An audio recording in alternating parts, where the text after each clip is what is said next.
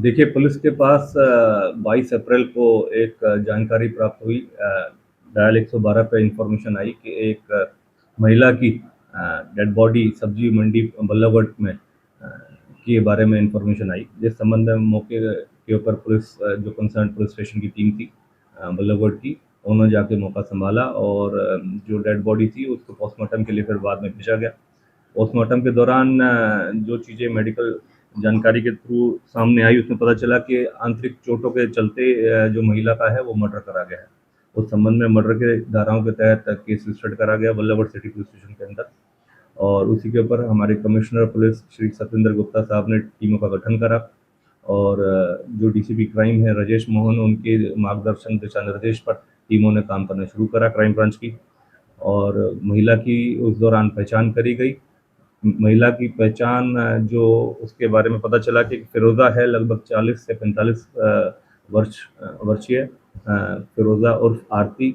ये पश्चिम बंगाल की रिहायशी थी। पिछले 25 साल से लगभग फरीदाबाद के अंदर रह रही थी और लगभग 2000 के अंदर इसने एक मुकेश नाम के व्यक्ति जो बुलंदशहर का था उसके साथ शादी करी, कोर्ट मैरिज करी गाज़ियाबाद के अंदर।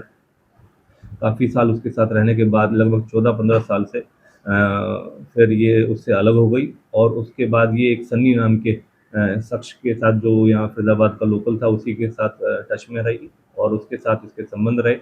और सन्नी का भाई राकेश और एक वीरू, ये भी उसके साथ टच में रहे। इन मीनवाइल जो सन्नी है और राकेश है उनकी डेथ हो गई और जो वीरू है ये उसके साथ निरंतर संपर्क में रही। जब से जो वीरू है कुछ साल पहले, आज से 3-4 साल पहले किसी एनडीपीएस के मामले में जुडिशल कस्टडी में था। कुछ 2-3 महीने पहले ही ये वहाँ से छूट के आया। इन बिटवीन इसने दोबारा से फिरोज़ा को घूमते फिरते देखा, इसके आपसी फिर दोबारा से संबंध बने। फिरोज़ा के बारे में बताया जाता है कि वो नशा करने की आदतन सिचुएशन में थी। तो इसी तरीके से ये लगातार वीरू उसके साथ संबंध बनाता रहा जब भी उसके साथ मुलाकात होती थी। मीनवाइल फिरोज़ा ने इसको ब्लैकमेल करना शुरू कर दिया कि इसके एवज़ में उससे पैसे की डिमांड करनी शुरू करी। बीच में इसने कभी-कभार उसको पैसे भी दिए।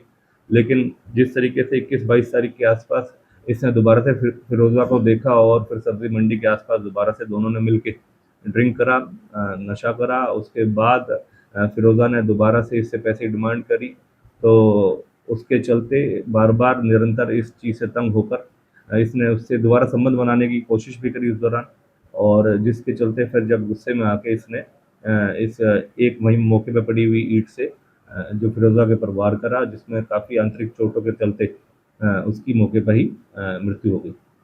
तो इस संबंध में जो हमारी क्राइम ब्रांच है डीएलएफ इंचार्ज रमेश, उन्होंने इस ब्लाइंड मर्डर को खोलते हुए और अपनी टीम ने जो भरसक प्रयास करा, उसके दौरान 1 मई को वीरू जो कि रेवाड़ी का निवासी है और पैदाइशी फरीदाबाद से ही यहाँ से फरीदाबाद में रह रहा है, उसको पकड़ने में सफलता प्राप्त करी है।